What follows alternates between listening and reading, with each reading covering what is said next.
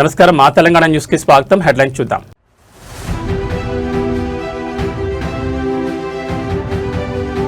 ఐక్యరాజ్యసమితి వేదికపై భారత్కు చారిత్రాత్మక గౌరవం. ప్రధానికి అత్యున్నత అగ్రికోలా మెడల్. రోమ్లో అద్భుత ఘట్టం.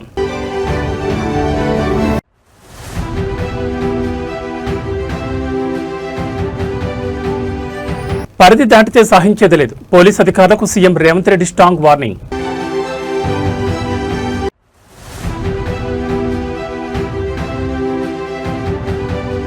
రూపాయి పతనానికి బ్రేకులు. ఆర్బీఐ సంచలన వ్యూహం. రంగంలోకి $5 బిలియన్ స్వాప్ అస్త్రం.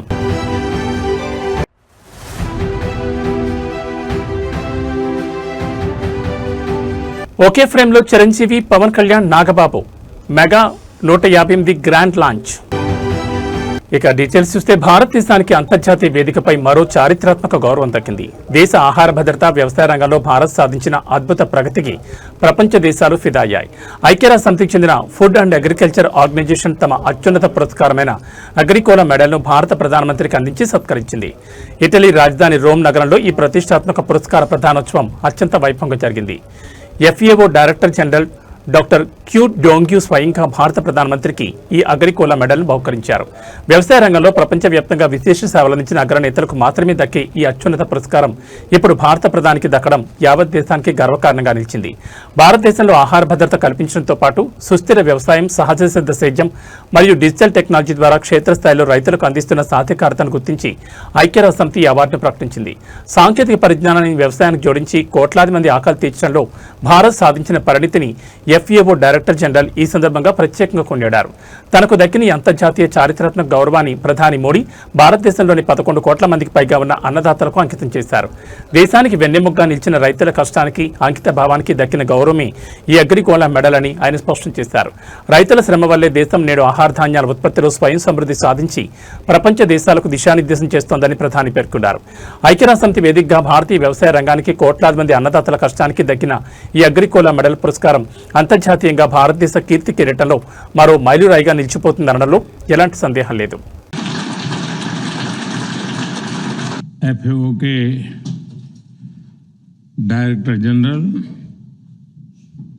एक्सेलेंसीज, देवियों और सज्जनों, नमस्कार। हमारे शानदार स्वागत और एग्रीकोला मेडल से सम्मानित करने के लिए मैं FAO के डायरेक्टर जनरल का हृदय से आभार व्यक्त करता हूं। తెలంగాణలో పోలీస్ వ్యవస్థ రూపురేఖలను మార్చేలా వచ్చే 10 ఏళ్ల ఆధునిక అవసరాలకు అనుగుణంగా సరికొత్త విప్లవాత్మక మార్పులకు ముఖ్యమంత్రి రేవంత్ రెడ్డి శ్రీకారం చుట్టారు. MCR HRDలో సీనియర్ పోలీస్ అధికారులు, విజిలెన్స్, అగ్నిమాపక మరియు హైడ్రా ఉన్నతాధికారులతో సీఎం సుదీర్ఘంగా సమీక్షించారు. మారుతున్న నేరాల స్వరూపాన్ని ఎదుర్కొనేందుకు వీలుగా నిరంతర నిఘా వ్యవస్థగా యంత్రాంగం పనిచేయాలని సీఎం పదునైన దిశానిర్దేశం చేశారు. ఈ సమావేశంలో సైబర్ నేరాల నియంత్రణపై సీఎం ప్రత్యేక ఫోకస్ పెట్టారు. సైబర్ విభాగంలో పనిచేసేందుకు పోలీస్ శాఖలో ప్రత్యేక సెలక్షన్ జరగాలని, అలాగే యంగ్ ఇండియా స్కిల్స్ యూనివర్సిటీలో పోలీస్ విభాగం కోసం ప్రత్యేక కోర్సును ప్రారంభించాలని ఆదేశించారు. టెక్నాలజీ వినియోగాన్ని పెంచుతూ నగరంలో డ్రోన్ పోలీసింగ్, సీసీ కెమెరాల సంఖ్యను భారీగా పెంచాలన్నారు. కమాండ్ కంట్రోల్ సెంటర్ను సమర్థవంతంగా వాడుకుంటూ నైట్ పెట్రోలింగ్ను బలోపేతం చేయాలని స్పష్టం చేశారు. ప్రభుత్వ ఆదాయానికి గండుకొట్టే వారిపై విజిలెన్స్ విభాగం ఉక్కుపాదం మోపాలని, అవసరమైతే విజిలెన్స్కు మరిన్ని అధికారాలు ఇస్తామని సీఎం ప్రకటించారు. అటు అగ్ని ప్రమాదాలు జరగకుండా ముందస్తు చర్యలపై మున్సిపల్, హైడ్రా అధికారులతో సమన్వయం చేసుకుంటూ జూన్ 15లోగా సమగ్ర నివేదిక ఇవ్వాలని అగ్నిమాపక శాఖను ఆదేశించారు. వర్షాకాలం వస్తున్న నేపథ్యంలో నాలాలు, మ్యాన్హోల్స్ నిర్వహణపై metro, water works, traffic, police, Hydraa విభాగాలు కలిసికట్టుగా పనిచేయాలని స్పష్టం చేశారు. నగరంలో అడ్డగోలుగా వెలిసే ఫ్లెక్సీలపై కఠినంగా వ్యవహరించాలన్నారు. సమాజాన్ని పట్టిపీడిస్తున్న ఆహార కల్తీపై సీఎం రేవంత్ రెడ్డి తీవ్ర ఆగ్రహం వ్యక్తం చేశారు. కల్తీ ఆహారం వల్లే క్యాన్సర్ కేసులు ఆందోళనకరంగా పెరుగుతున్నాయని, దీనికోసం ఒక ప్రత్యేక చట్టాన్ని తీసుకురాబోతున్నట్లు వెల్లడించారు. గంజాయి రవాణా, రౌడీ షీటర్లపై నిరంతర నిఘా ఉంచాలన్నారు. పోలీసుల సంక్షేమానికి తాము కట్టుబడి ఉన్నామని చెబుతూ డిపార్ట్మెంట్లో ఇకపై అన్ని వాహనాలను EV వాహనాలుగా మార్చాలని కీలక నిర్ణయం తీసుకున్నారు. IPS అధికారుల సంఖ్యను పెంచేందుకు కేంద్రంతో సంప్రదింపులు జరుపుతున్నట్లు సీఎం తెలిపారు. శాంతి భద్రతల పరిరక్షణ పవిత్ర బాధ్యత, పరిధి దాటి వెళ్తామంటే అధికారులను ప్రభుత్వం అస్సలు సహించదంటూ సీఎం రేవంత్ రెడ్డి ఇచ్చిన స్ట్రాంగ్ వార్నింగ్ ఇప్పుడు పోలీస్ సర్కిల్స్ లో హాట్ టాపిక్ గా మారింది. మెరిట్ ప్రకారమే పోస్టింగ్స్ ఉంటాయని సీఎం తేల్చి చెప్పారు. మరి ముఖ్యమంత్రి ఆదేశాలతో తెలంగాణ పోలీస్ వ్యవస్థ ఏ మేరకు ఆధునీకరణ వైపు అడుగులు వేస్తుందో చూడాలి.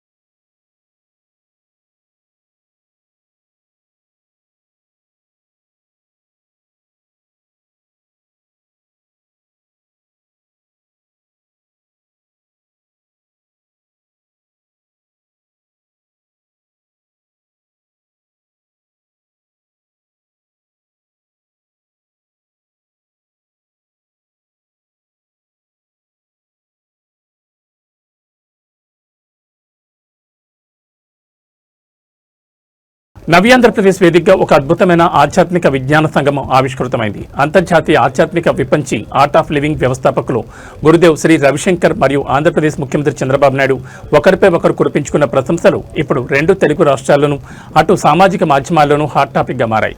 జ్ఞానం విజ్ఞానం కలిసిన అరుదైన భేటీగా ఈ సమావేశం ప్రాధాన్యం సంతరించుకుంది. ఈ భేటీ సందర్భంగా గురుదేవ్ రవిశంకర్ పై ముఖ్యమంత్రి చంద్రబాబు నాయుడు ప్రశంసల వర్షం కురిపించారు. రవిశంకర్ కేవలం ఒక ఆధ్యాత్మిక నాయకుడు మాత్రమే కాదని విశ్వవ్యాప్తంగా సామరస్య సందేశాన్ని చేరవేస్తున్న గొప్ప మానవతావాదని కొనియాడారు. ఆధునిక భారతదేశ నిర్మాణంలో ఆయన ఒక వారధిలా నిలిచారని అభినందించారు. ఆర్ట్ ఆఫ్ లివింగ్ లాంటి ప్రతిష్టాత్మక సంస్థలు ఆంధ్రప్రదేశ్ ప్రభుత్వంతో కలిసి పనిచేయాలని చంద్రబాబు పిలుపునిచ్చారు. ఈ మానవీయ ఆధ్యాత్మిక విలువలను ఏపీ ప్రభుత్వం ప్రపంచవ్యాప్తంగా చాటి చెప్తుందని ఆయన ఈ సందర్భంగా హామీ ఇచ్చారు. ఇక చంద్రబాబు నాయుడు పారిశ్రామిక సాంకేతిక విజన్ను గురుదేవ్ రవిశంకర్ అత్యంత ఉన్నతంగా ప్రస్తావించారు. చంద్రబాబు కేవలం రాజకీయ నేత కాదని జ్ఞానం ఆధునిక విజ్ఞానం రెండూ కలబోతున్న అరుదైన నాయకుడంటూ కొనియాడారు. భారతదేశంలో ఐటీ విప్లవానికి ఆద్యుడు ప్రధాన సూత్రధారి చంద్రబాబు నాయుడేనని స్పష్టం చేశారు. నాడు ఐటీ రంగాన్ని ప్రోత్సహించి హైదరాబాద్ మహానగరాన్ని ప్రపంచ ఐటీ పట్టణంలో నిలిపిన ఘనత ఆయనకే దక్కుతుందని రవిశంకర్ గుర్తు చేశారు. గ్లోబల్ వేదికలపై తెలుగువారి సత్తా గురించి మాట్లాడుతూ గురుదేవ్ ఒక సంచలన విషయాన్ని ప్రస్తావించారు. ఈరోజు అమెరికాలో ఉన్న మొత్తం భారతీయ ఐటీ నిపుణులలో దాదాపు 70% మంది తెలుగువారే కనిపిస్తున్నారని, ఆ విజయానికి ఈ గ్లోబల్ ఐడెంటిటీకి చంద్రబాబు వేసిన బలమైన పునాదే మూల కారణమని రవిశంకర్ ప్రశంసించారు. తెలుగు యువతను ప్రపంచ స్థాయికి తీసుకెళ్లిన విజనరీ లీడర్ చంద్రబాబు అంటూ ఆయన అభినందించడం విశేషం. ఒకవైపు దేశాన్ని ఆధ్యాత్మిక మార్గంలో నడిపిస్తున్న గురువు, మరోవైపు రాష్ట్రాన్ని ప్రగతిపథంలో నడిపిస్తున్న విజనరీ లీడర్, వీళ్ళిద్దరి కలయిక భవిష్యత్తులో ఆంధ్రప్రదేశ్లో సరికొత్త మానవీయ ప్రాజెక్టులకు సమాజ వికాసానికి దారితీస్తుందని విశ్లేషకులు భావిస్తున్నారు. भारत में आईटी रेवोल्यूशन का जो मुख्य सूत्रधार है, कर्णधार थे, वो श्रेय हमारे चंद्रबाबू गारू को जाता है. You know, our dear Chandrababu Garu has brought real IT in two sense. One is of course technology, another is inner transformation. He means IT in two senses, both spiritual and material. If today whatever is in Andhra Pradesh, Hyderabad, before he was the one who really made Hyderabad on the world map. I remember in US when Chandrababu Garu was speaking at the ATA conference there few years back, then Bill Clinton was the then president, he was there, and he said, my goal is to bring the best transformation for the youth, and he has done it. Today if you see in America, 60-70% of the IT people, they all speak Telugu. They are from Andhra Pradesh. Just outside Washington, in Maryland, in Virginia, if you go, you find a mini Andhra Pradesh there. So the way the young people were trained in IT in all the schools, college. Andhra Pradesh రాజకీయాల్లో ఒక్కసారిగా ఉత్కంఠ రేపుతూ మరికొద్దిసేపట్లో YSR Congress party అధినేత YS Jaganmohan Reddy media ముందుకు రానున్నారు. తాడేపల్లిలో తన నివాసంలో Jagan press meet నిర్వహించబోతున్నారు. రాష్ట్రంలో జరుగుతున్న తాజా రాజకీయ పరిణామాలు, కూటమి ప్రభుత్వం అనుసరిస్తున్న విధానాలపై జగన్ కీలక వ్యాఖ్యలు చేయనున్నట్టు తెలుస్తోంది. గత కొన్ని రోజులుగా సోషల్ మీడియా వేదికగా కూటమి ప్రభుత్వంపై విమర్శలు గుప్పిస్తున్న జగన్ ఇప్పుడు నేరుగా ప్రెస్ మీట్ ద్వారా దాడి పెంచబోతున్నారు. ముఖ్యంగా ఏపీ ఆర్థిక పరిస్థితి రోజురోజుకు క్షీణిస్తోందంటూ ఇటీవల జగన్ వరుస ట్వీట్లు చేశారు. రాష్ట్ర అప్పులు, సంక్షేమ పథకాల అమలు, బడ్జెట్ కేటాయింపులపై ప్రభుత్వం అవలంబిస్తున్న తీరును ఆయన తప్పుబడుతున్నారు. ప్రెస్ మీట్లో రాష్ట్ర ఆర్థిక పరిస్థితులపై మరికొన్ని కీలక గణాంకాలతో కూటమి ప్రభుత్వాన్ని ఆయన కార్నర్ చేసే అవకాశం ఉందని పార్టీ వర్గాలు చెబుతున్నాయి. ఆర్థిక అంశాలతో పాటు రాష్ట్రంలో శాంతి భద్రతల సమస్యను కూడా జగన్ ప్రధానంగా ప్రస్తావించనున్నారు. ఏపీలో పోలీసు వ్యవస్థ పూర్తిగా గాడి తప్పిందని, రాజకీయ కక్ష సాధింపులకు పోలీసులు వాడుకగా మారారని ఇటీవల ఆయన తీవ్రస్థాయిలో ట్వీట్ చేశారు. వైఎస్ఆర్సీపీ శ్రేణులపై జరుగుతున్న దాడులు, రాష్ట్రంలో నమోదవుతున్న కొన్ని తాజా ఇన్సిడెంట్లను ఉటంకిస్తూ పోలీసు శాఖ వైఫల్యాలను ఎండగట్టేందుకు జగన్ సిద్ధమయ్యారు. లా అండ్ ఆర్డర్ విషయంలో ప్రభుత్వ వైఖరి నిలదీస్తూ ఇవాళ ఆయన సుదీర్ఘంగా మాట్లాడనున్నారు. అసెంబ్లీ సమావేశాల నేపథ్యంలో మరియు రాష్ట్రంలో మారుతున్న పొలిటికల్ ఈక్వేషన్స్ మధ్య జగన్మోహన్ రెడ్డి ప్రెస్ మీట్ అత్యంత ప్రాధాన్యం సంతరించుకుంది. కూటమి ప్రభుత్వం అధికారంలోకి వచ్చిన తర్వాత ఆర్థిక పరిపాలన రంగాల్లో జరుగుతున్న పరిణామాలపై వైఎస్ఆర్సీపీ రూపొందించిన ఒక నివేదికను లేదా ఛార్జ్ షీట్ ను కూడా ఆయన మీడియా ముందుంచే అవకాశం ఉందని టాక్ వినిపిస్తోంది. జగన్ ప్రెస్ మీట్ అనౌన్స్మెంట్ తో అటు అధికార కూటమి నేతల్లోనూ కౌంటర్ అటాక్ ఇచ్చేందుకు పొలిటికల్ హీట్ అప్పుడే మొదలైంది. జగన్మోహన్ రెడ్డి ప్రెస్ మీట్ లో లేవనెత్తబోయే అంశాలు, సంధించబోయే ప్రశ్నలు ఏపీ రాజకీయాల్లో ఎలాంటి చర్చకు దారితీస్తాయనేది ఇప్పుడు సర్వత్రా ఆసక్తికరంగా మారింది.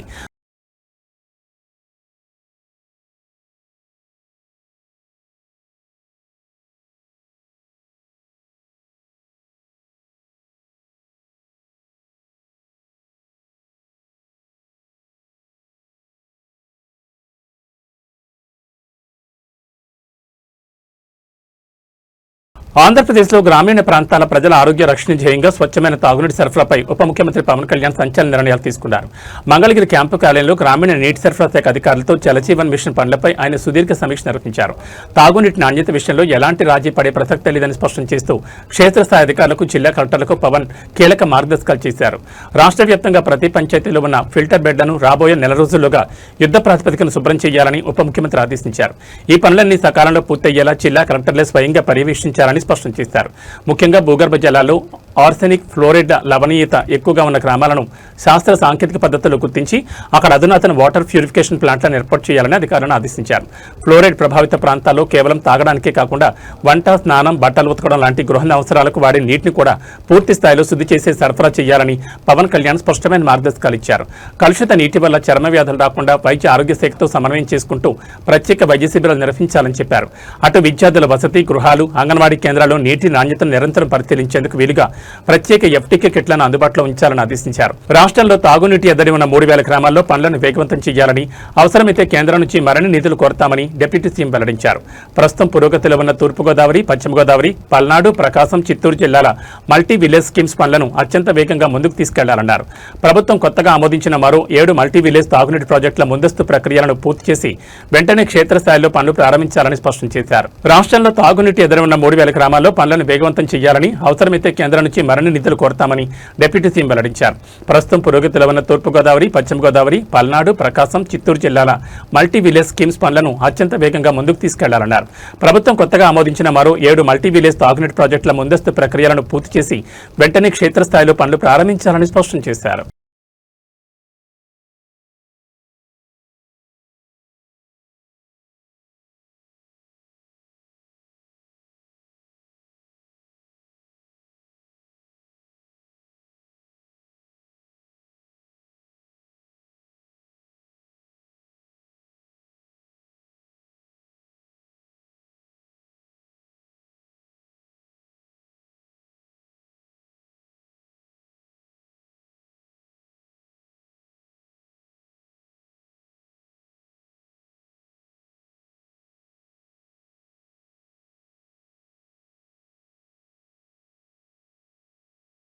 తెలంగాణను అంతర్జాతీయ పారిశ్రామిక హబ్గా మార్చేలా ముఖ్యమంత్రి రేవంత్ రెడ్డి సరికొత్త ఫ్యూచర్ సిటీ యాక్షన్ ప్లాన్ను సిద్ధం చేశారు. ఎంసీఆర్ హెచ్ఆర్డీ బోధి పెవిలియన్లో పరిశ్రమల శాఖపై సీఎం రేవంత్ రెడ్డి సుదీర్ఘ సమీక్ష నిర్వహించారు.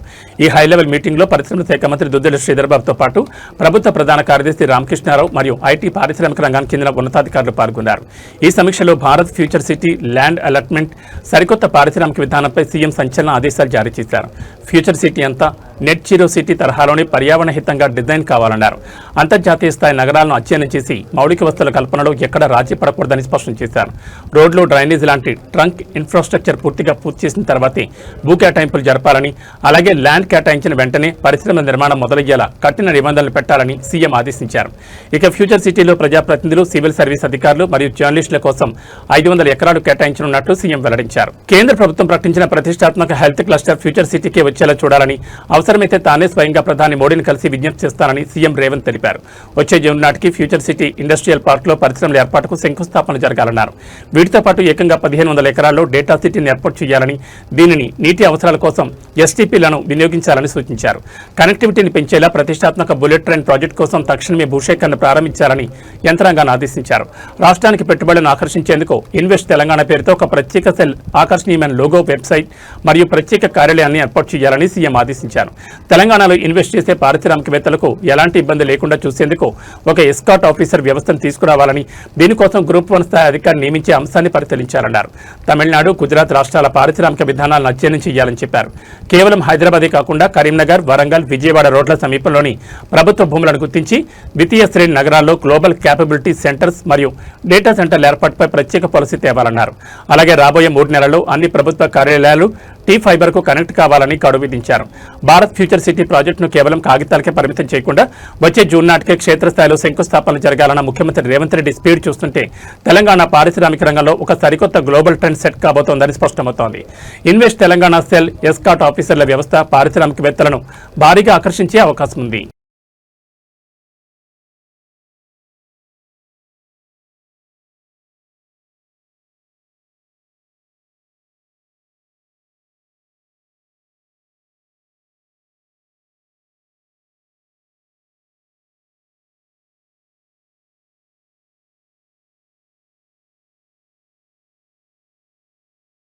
ఆంధ్రప్రదేశ్ విద్యా వ్యవస్థలో విప్లవాత్మక మార్పుల దిశగా అడుగులు పడుతున్నాయి. దేశానికి ఆదర్శంగా ఆంధ్ర మోడల్ ఎడ్యుకేషన్ తీర్చిదిద్దడమే లక్ష్యంగా అమరావతి సచివాలయంలో రాష్ట్ర వ్యాప్తంగా ఉన్న డీఈఓలు, అడిషనల్ ప్రాజెక్ట్ కోఆర్డినేటర్లతో ఉన్నత స్థాయి సుదీర్ఘ సమీక్ష సమావేశం జరిగింది.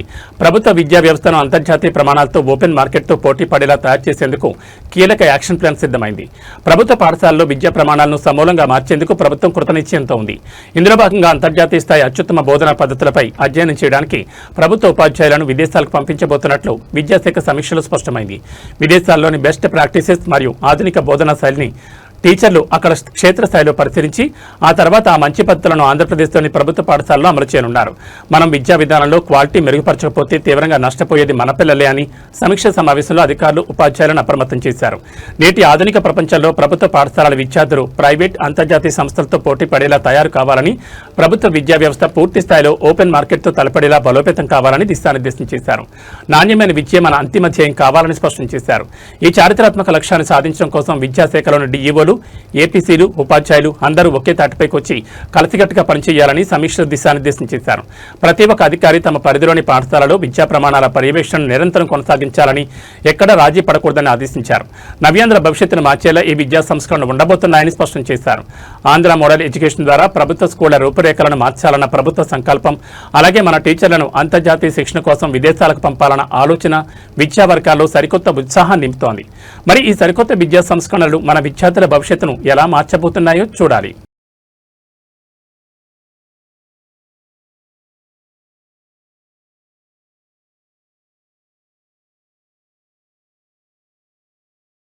హైదరాబాద్ మహానగరంలో భారీ అగ్ని ప్రమాదం సంభవించింది. పాత బస్తీలో అత్యంత రద్దీగా ఉండే చార్మినార్ సమీపంలో ఒక్కసారిగా మంటలు ఎగిసిపడ్డాయి. మదీనా చౌరస్తా వద్ద ఉన్న ఒక ప్రముఖ బట్టల దుకాణంలో ఈ ప్రమాదం చోటు చేసుకుంది. ప్రమాద తీవ్రత భారీగా ఉండడంతో పాత బస్తీ పరిసర ప్రాంతాల ప్రజలు తీవ్ర భయాందోళనకు గురవుతున్నారు. చార్మినార్కు కోతవేడి దూరంలో ఉండే మదీనా చౌరస్తా వద్ద ఈ ఘోర ప్రమాదం జరిగింది. ఇక్కడి ఒక బట్టల దుకాణంలో అకస్మాత్తుగా మంటలు చెలరేగాయి. దుకాణంలో భారీ ఎత్తున వస్త్ర నిల్వలు ఉండడంతో నిమిషాల వ్యవధిలోనే మంటలు బిల్డింగ్ అంతటా వేగంగా వ్యాపించాయి. ఆకాశాన్ని తాకుతున్నట్లుగా ఎగిసిపడుతున్న మంటలు, దట్టమైన నల్లటి పొగ కారణంగా స్థానికులు ఊపిరాడకాలాడిపోతున్నారు. ప్రమాదం జరిగిన వెంటనే దుకాణంలోని సిబ్బంది, కొనుగోలుదారులు ప్రాణభయంతో బయటకు పరుగులు తీశారు. స్థానికుల సమాచారంతో అగ్నిమాపక సిబ్బంది వెంటనే రంగంలోకి దిగారు. మంటలు అదుపులోకి రాకపోవడంతో నగరంలోని వివిధ ప్రాంతాల నుంచి అదనపు ఫైర్ ఇంజన్లను రప్పించారు. ప్రస్తుతం 8 అగ్నిమాపక కేంద్రాల సిబ్బంది గత 2 గంటలుగా నిరంతరాయంగా శ్రమిస్తూ మంటలను అదుపులోకి తెచ్చేందుకు ప్రాణాలు తెగించి పోరాడుతున్నారు. అయితే చుట్టుపక్కల అన్ని ఇరుకైన గల్లీలు, వాణిజ్య సముదాయాలు కావడంతో మంటలు పక్కన ఉన్న ఇతర దుకాణాలకు వ్యాపించకుండా ఫైర్ సిబ్బంది తీవ్రంగా శ్రమిస్తున్నారు. ప్రమాద స్థలానికి చేరుకున్న పాత బస్తీ పోలీసులు పరిస్థితిని సమీక్షిస్తున్నారు. మదీనా చౌరస్తా పరిసర ప్రాంతాల్లో భారీగా ట్రాఫిక్ జామ్ కావడంతో చార్మినార్ వైపు వచ్చే వాహనాలను ముందస్తు జాగ్రత్తగా ఇతర మార్గాల్లోకి మళ్లిస్తున్నారు. ప్రమాదానికి గల కారణాలు ఇంకా స్పష్టంగా తెలియరాలేదు. కానీ ప్రాథమిక సమాచారం ప్రకారం షార్ట్ సర్క్యూట్ వల్ల ఈ ప్రమాదం జరిగి ఉండొచ్చని పోలీసులు భావిస్తున్నారు. ఈ ఘటనలో ఆస్తి నష్టం భారీగా ఉండే అవకాశం ఉందని అంచనా వేస్తున్నారు. చార్మినార్ సమీపంలోని మదీనా చౌరస్తాలో మంటలను పూర్తిగా అదుపులోకి తెచ్చేందుకు అగ్నిమాపక సిబ్బంది ఇంకా శ్రమిస్తూనే ఉన్నారు. ఈ ప్రమాదంలో ఎవరికైనా గాయాలయ్యాయా లేదా అనే పూర్తి వివరాలు ఇంకా తెలియాల్సి ఉంది.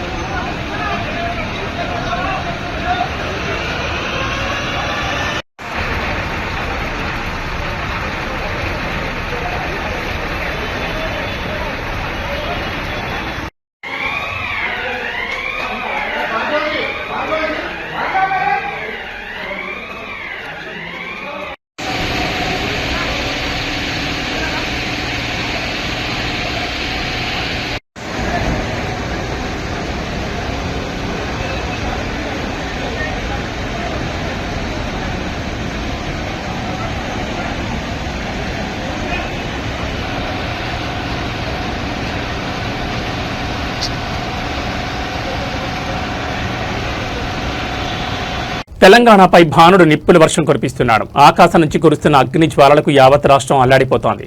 నిన్న ఒక్కరోజు ఎండ తీవ్రతకు వడదెబ్బకు గురై 9 మంది ప్రాణాలు కోల్పోవడం పరిస్థితి తీవ్రతకు అద్దం పడుతోంది. రాబోయే 2 రోజులు కూడా రాష్ట్రంలో ఇవే పరిస్థితులుంటాయని, తీవ్రమైన వడగాల్పులు వీస్తాయని వాతావరణ శాఖ హెచ్చరించింది. దాదాపు అన్ని జిల్లాలకు రెడ్ అలర్ట్ జారీ అయింది.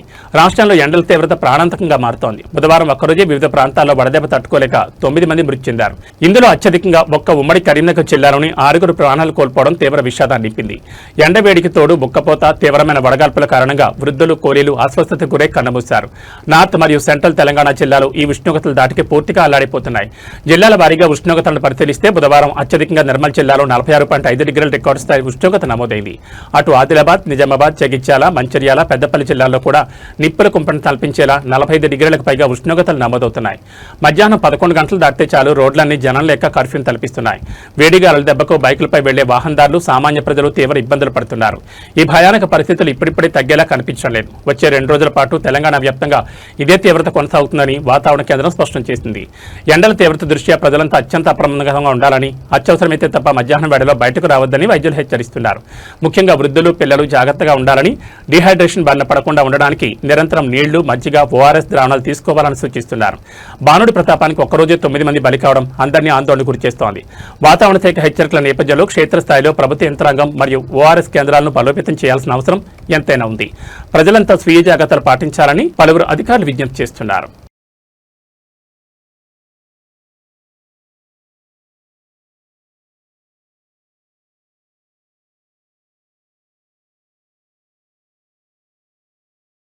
ఐపీఎల్ క్రికెట్ మ్యాచ్ల క్రేజ్ను షేర్ చేసుకునేందుకు సైబర్ నేరగాళ్లు సరికొత్త పందాకు తెరలేపారు. ఐపీఎల్ టికెట్ల పేరుతో అమాయక అభిమానులను చేస్తున్న ఆన్లైన్ కేటకాలపై తెలంగాణ సైబర్ సెక్యూరిటీ బ్యూరో తీవ్ర ఆగ్రహం వ్యక్తం చేసింది. నకిలీ టికెట్ల మోసాలపై బ్యూరో డైరెక్టర్, సీనియర్ ఐపీఎస్ అధికారిని శిఖా గోయల్ అత్యంత కీలకమైన అధికారిక ప్రకటన విడుదల చేశారు. ఐపీఎల్ మ్యాచ్లకు ఉన్న డిమాండ్ను ఆసరాగా చేసుకుని సైబర్ ముఠాలు రెచ్చిపోతున్నాయి. సోషల్ మీడియా ప్లాట్ఫామ్స్, నకిలీ వెబ్సైట్లు, అలాగే వాట్సాప్, టెలిగ్రామ్స్ గ్రూపుల ద్వారా ఈ దందా నడుస్తున్నట్లు సైబర్ సెక్యూరిటీ బ్యూరో గుర్తించింది. చివరి నిమిషంలో టికెట్లున్నాయి, భారీ డిస్కౌంట్లు ఇస్తాం, వీఐపీ, వీవీఐపీ పాసులు తక్కువ ధరకే ఇప్పిస్తామంటూ నకిలీ లింకులు, ఫోటోలను పంపుతూ ఫ్యాన్స్ను బుట్టలో వేసుకుంటున్నారు. తీరా డబ్బులు పంపాక సదరు సైబర్ నేరగాళ్లు కనిపించకుండా పోతున్నారని బాధితులు ఆవేదన వ్యక్తం చేస్తున్నారు. ఈ మోసాలకు అడ్డుకట్ట వేసేలా సైబర్ సెక్యూరిటీ బ్యూరో డైరెక్టర్ శిఖా గోయల్ అభిమానులకు స్పష్టమైన క్లారిటీ ఇచ్చారు. ఐపీఎల్ మ్యాచ్ల అధికారిక టికెట్ బుకింగ్ కోసం కేవలం డిస్ట్రిక్ట్ యాప్ మాత్రమే ఏకైక మరియు జెన్యూన్ భాగస్వామ్యాన్ని స్పష్టం చేశారు. థర్డ్ పార్టీ వెబ్సైట్లు, అపరిచిత వ్యక్తుల నుంచి బ్లాక్లో టికెట్లు కొని మోసపోవద్దని హెచ్చరించారు. క్యూఆర్ కోడ్లు, నకిలీ పీడీఎఫ్ ఫైళ్లను నమ్మి అకౌంట్లు ఖాళీ చేసుకోవద్దని సూచించారు. ఒకవేళ ఎవరైనా ఇలాంటి ఆన్లైన్ మోసాలు గురైతే వెంటనే 1930 టోల్ ఫ్రీ నెంబర్కి ఫిర్యాదు చేయాలని కోరారు. ముఖ్యంగా ఉప్పల్ స్టేడియం వేదిక మ్యాచ్లు జరుగుతున్న నేపథ్యంలో హైదరాబాద్తో పాటు తెలుగు రాష్ట్రాల వ్యాప్తంగా ఉన్న క్రికెట్ ప్రియులు అలర్ట్గా ఉండాల్సిన అవసరం ఎంతైనా ఉంది. టికెట్ల కోసం గూగుల్లో దొరికే ఏ నకిలీ నెంబర్లకు ఫోన్ కోసం అడ్వాన్స్ డబ్బులు పంపొద్దని పోలీసులు హెచ్చరిస్తున్నారు. అఫీషియల్ యాప్ మినహా వేరే ఏ ఇతర సామాజిక మాధ్యమాల్లో జరిగే టికెట్ల విక్రయాలకు ఎలాంటి చట్టబద్ధత లేదని, అవన్నీ నకిలీవని సైబర్ నిపుణులు సైతం విశ్లేషిస్తున్నారు. క్రికెట్పై ఉన్న పిచ్చితో తొందరపడి నకిలీ టికెట్లు కొని చేజేతర డబ్బులు పోగొట్టుకోవద్దని తెలంగాణ సైబర్ సెక్యూరిటీ బ్యూరో ఇచ్చిన ఈ గైడ్లైన్స్ ప్రతి ఒక్క అభిమానికి అత్యంత అవసరం. టికెట్లను కేవలం అధికారిక డిస్ట్రిక్ట్ యాప్లోనే బుక్ చేసుకుని సురక్షితంగా మ్యాచ్లను ఎంజాయ్ చేయాలని కూడా ప్రజలు కోరుతున్నారు.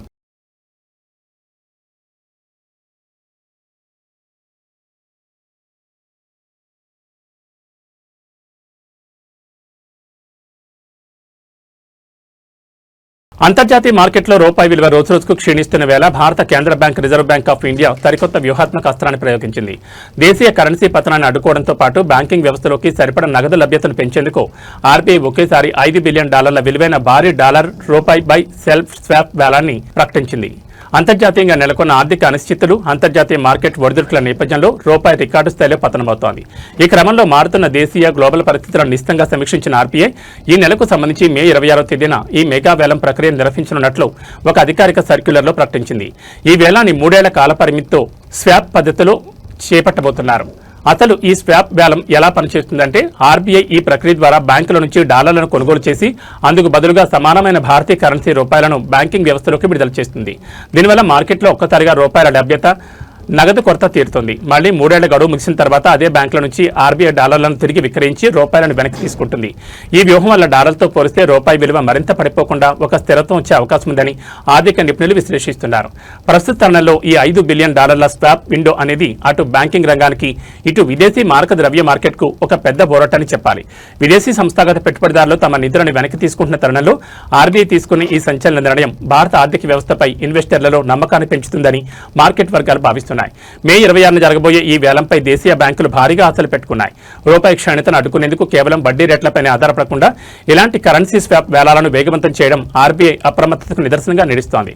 మరి మే 26న జరగబోయే ఈ $5 బిలియన్ వేలం రూపాయి పతనానికి ఏ మేరకు బ్రేకులు వేస్తుందో చూడాలి.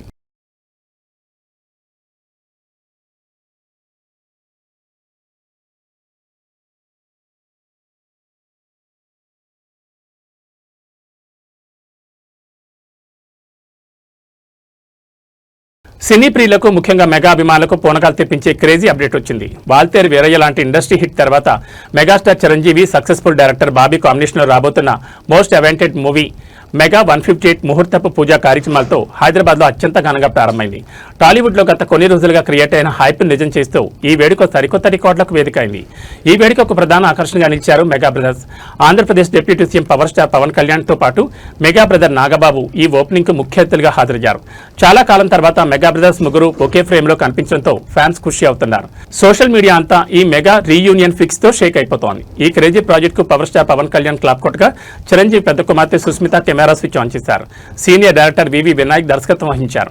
ప్రఖ్యాత నిర్మాణ సంస్థ కేవీఎన్ ప్రొడక్షన్స్ బ్యానర్ పై వెంకట్ కె నారాయణ అత్యంత ప్రతిష్టాత్మకంగా భారీ బడ్జెట్ తో ఈ చిత్రం నిర్మిస్తున్నారు. ఈ మెగా ఈవెంట్ కు స్టార్ ప్రొడ్యూసర్ అల్లు అరవింద్ తో పాటు పలువురు సినీ ప్రముఖులు హాజరై చిత్ర బృందానికి ఆల్ ది బెస్ట్ చెప్పారు. ఈ చిత్రానికి రాకింగ్ కంపోజర్ ఎస్ తమన్ సంగీతం అందిస్తుండగా విజయ్ కార్తిక్ కన్నన్ సినిమాటోగ్రాఫర్ గా, అవినాష్ కొల్లా ప్రొడక్షన్ డిజైనర్ గా వ్యవహరిస్తున్నారు. 70 ఏళ్ల వయసులోనూ రీసెంట్ గా చిరంజీవి షేర్ చేసిన ఇంటెన్స్ జిమ్ వర్కౌట్ వీడియో ఈ సినిమా రగ్గడ్ మాస్ లుక్ కోసమేనని స్పష్టమవుతోంది. గతంలో రిలీజ్ చేసిన the blade that set the bloody bench mark అనే క్యాప్షన్ రక్తంతో తడిసిన గొడ్డలి పోస్టర్ చూస్తేనే అర్థమవుతోంది. బాబీ ఈసారి మెగాస్టార్ తో అంతకమించిన ఓరమాస్ యాక్షన్ ఎంటర్టైనర్ ప్లాన్ చేశారని, వింటేజ్ చిరంజీవి గారి mannerisms, elevations, powerful social message కలబోసి బాబీ ఈ స్క్రిప్ట్ ను లాక్ చేసినట్లు ఇండస్ట్రీ వర్గాల టాక్. మే 28 నుంచి ఈ సినిమా రెగ్యులర్ షూటింగ్ హైదరాబాద్ పరిసర ప్రాంతాల్లో వేసిన భారీ సెట్లలో ప్రారంభం కానుంది. ఒకవైపు వశిష్ఠ దర్శకత్వంలో వస్తున్న విశ్వంభరతో పాటు ఇప్పుడు బాబీ దర్శకత్వంలో మొదలైన మెగా 158 తో మెగాస్టార్ బాక్సాఫీస్ వద్ద సరికొత్త విధ్వంసానికి లైన్ క్లియర్ చేశారు. పవన్ కళ్యాణ్ క్లాప్ తో మొదలైన ఈ మూవీ ఖచ్చితంగా మరో ఇండస్ట్రీ హిట్ అవుతుందని మెగా ఫ్యాన్స్ ధీమా వ్యక్తం చేస్తున్నారు.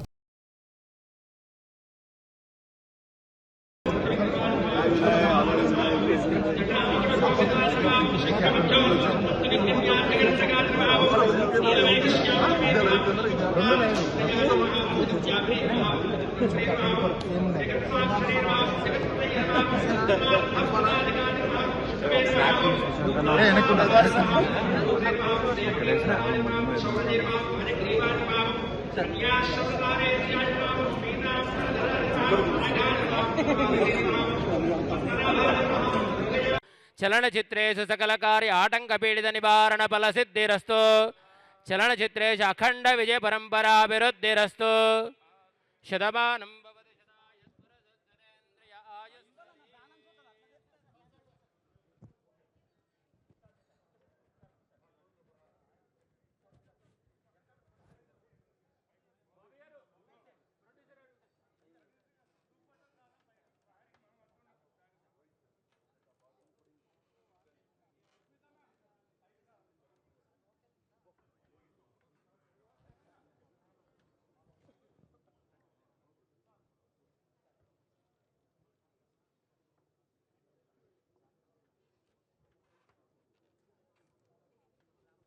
ఏబీ బులెటిన్ విశేషాలు. నమస్కారం.